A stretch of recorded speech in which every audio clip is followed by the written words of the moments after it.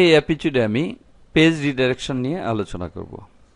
প্রথমে জেনে নেওয়া যাক পেজ রিডাইরেকশনটা কি।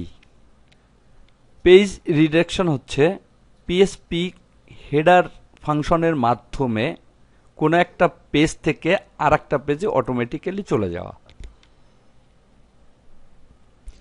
এখানে আমি দেখতে পাচ্ছি একটা পেজে অবস্থান করছি পেজ রিডাইরেকশন ডট পিএসপি নামে, এবং এখানে আমি হেডার ফাংশনটা ব্যবহার করেছি এবং হেডার ফাংশনের মাধ্যমে আমি আরেকটা পেজে রিডাইরেক্ট করে দিয়েছি ইউজার রেজিস্ট্রেশন ডট পিএসপি নামে। তো যখনই আমি এই পেজটাকে রান করব তখন অটোমেটিক্যালি সে এই লোকেশনে আরেকটা পেজে চলে যাবে, এখানে আর অবস্থান করবে না, আরেকটা পেজকে রিডাইরেক্ট করে দেবে।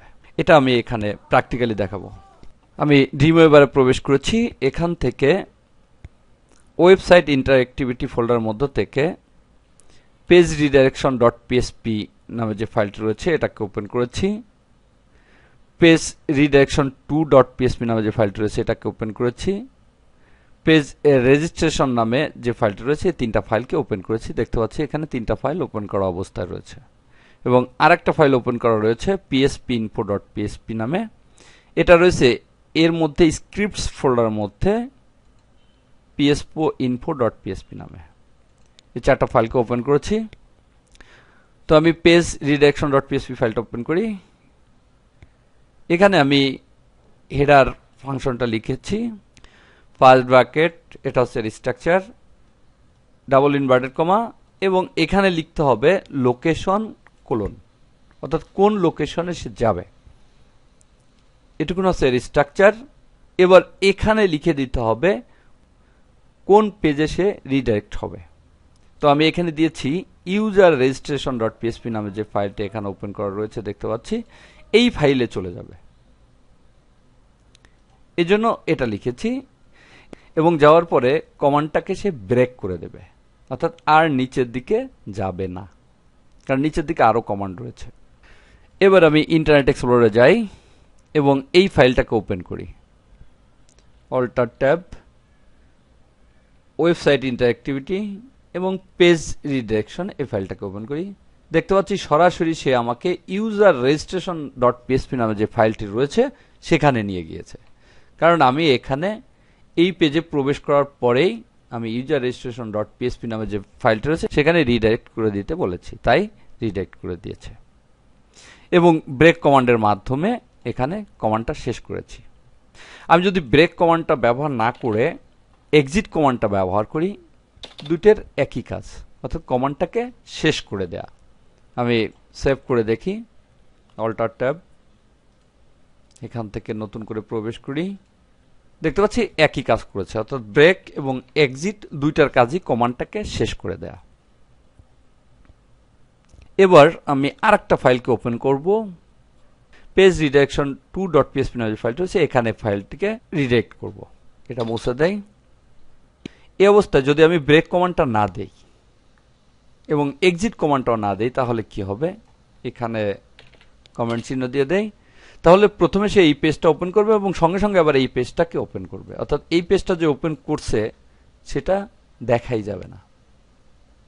আমি গিয়ে দেখি পেজ রেজিস্ট্রেশন 2, এখানে কি রয়েছে, পেজ রেজিস্ট্রেশন 2, এখানে বলা রয়েছে এই ফাইলটিতে যাওয়ার পরেই স্ক্রিপ্টস ফোল্ডারের মধ্যে প্রবেশ করবে এবং ওর মধ্যে যে পিএসপি ইনফো ডট পিএসপি ফাইলটা রয়েছে এই ফাইলটা এটাই চলে যাবে, অর্থাৎ প্রথমে পেজ রিডাইরেকশন 2 পেজে যাবে এবং আবার আরেকটা পেজে রিডাইরেক্ট করে দিবে এই পিএসপি ইনফো ডট পিএসপি ফাইলে, এবং এটা রয়েছে স্ক্রিপ্টস ফোল্ডার মধ্যে, তাই এখানে স্ক্রিপ্টস কথাটা লিখে দিয়েছি, যেহেতু একই ওয়েবসাইট ইন্টারঅ্যাক্টিভিটি ফোল্ডার মধ্যে রয়েছে তাই এভাবে লিখতে হবে।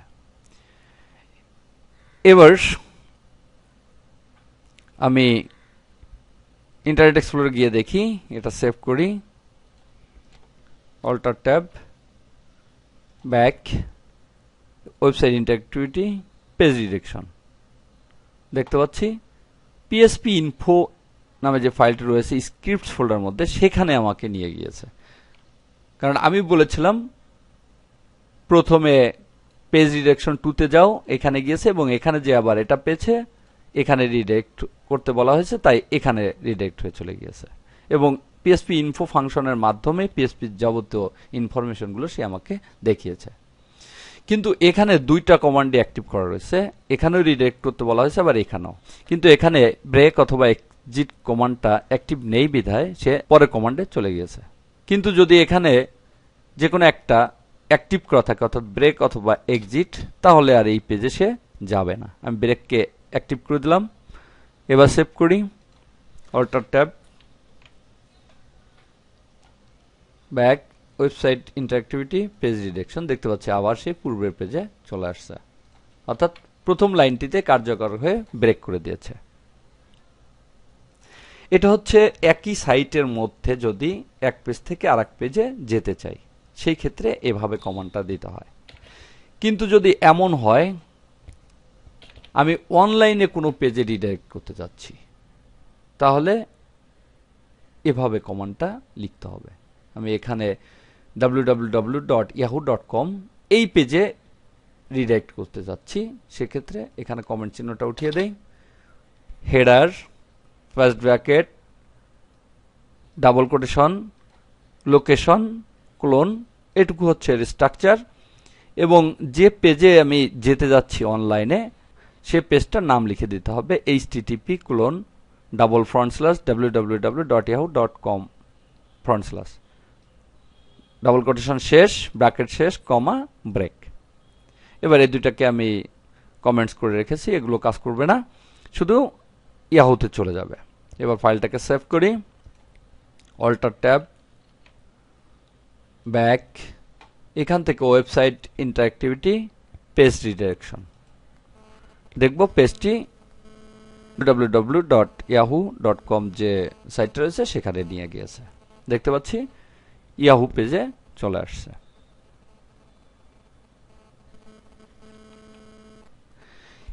এভাবে